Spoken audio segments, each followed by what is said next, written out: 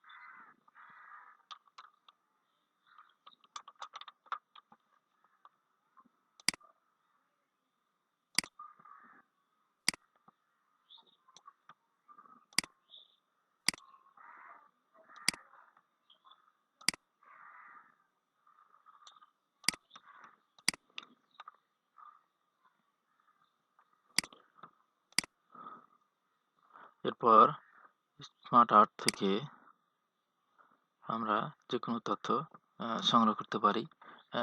যে কোনো ধরনের এগুলো আর্টের ক্যাটাগরি ব্যবহার করতে পারি। আমরা এখান থেকে এই সিনটা সিলেক্ট করলাম। এখানে আমরা সাল ওয়াইজ লিখব 2016, 2015, 2014। তারপর পাসের হার যেমন 2016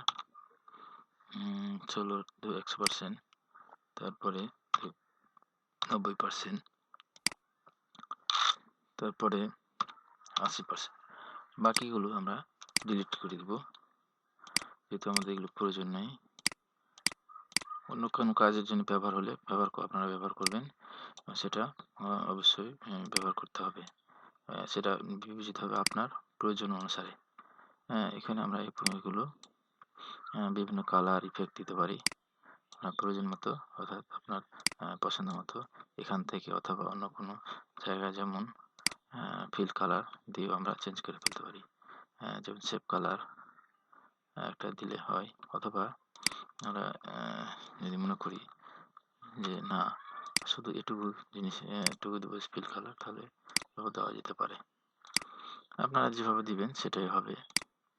আমরা এখানে ধরেন নীল, এটা হয়তো অন্য আর এক কালার, যেটাতে ভালো মনে হবে সেটাই দেওয়ার চেষ্টা করবেন। ধরেন এটা দিলাম, সরে গেছে, একটু ঠিক করে দিলাম।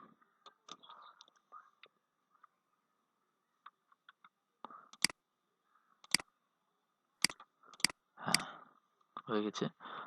এরপরে আমরা এই তথ্য অনুযায়ী স্মার্ট আর্ট ব্যবহার করব। স্মার্ট আর্টের স্মার্ট আর্ট চার্ট থেকে ব্যবহার করতে পারি। হয় আমরা অনেক সময় পায়ে ব্যবহার করতে পারি, অথবা ধরেন কলাম বা বার, যে কোনো একটা ব্যবহার করতে পারি।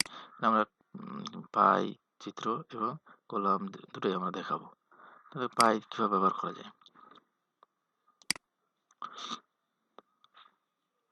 এখানে আমরা প্রথমেই সালগুলো ফিল আপ করে দেব।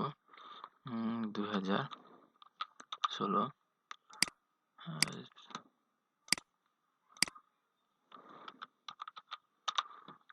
2015, 2014। বাকি যেটা আছে আমরা ডিলিট করে দেব।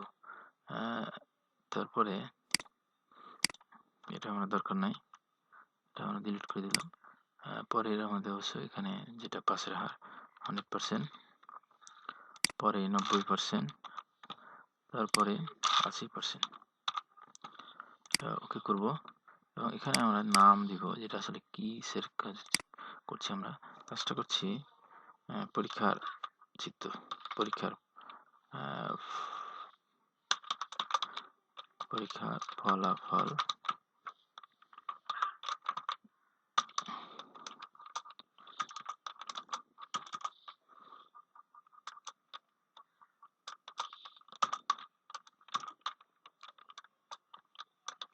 তথ্য।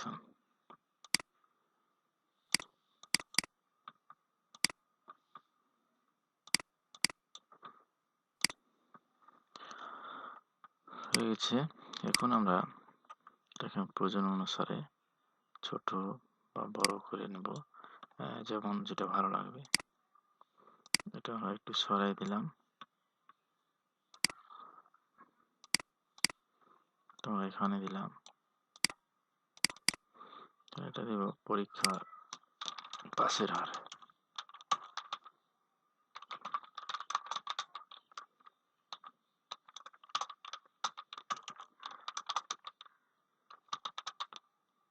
পরীক্ষার পাসের হার।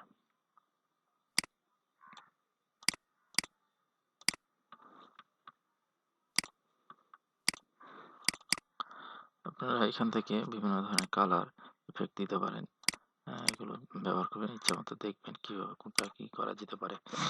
তো আমরা দিব, যে কোনো একটা দিলেই হলো। আর যেহেতু আমরা এটা নিয়ে কাজ করছিলাম,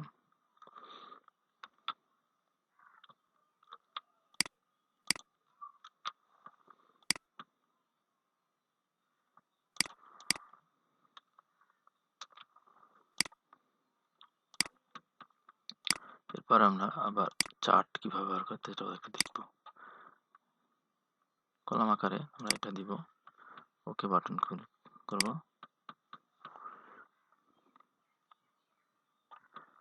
আমরা তথ্যগুলো পূরণ করব।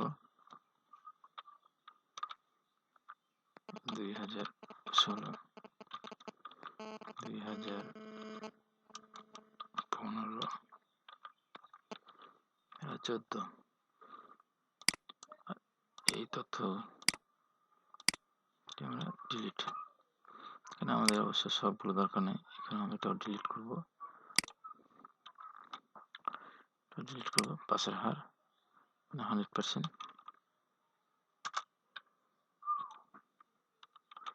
90%, 80% হয়ে গেল। এখন আমরা এই তথ্যটা চেঞ্জ করে দেব।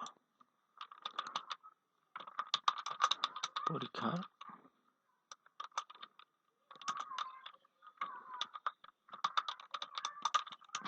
পাসের হার।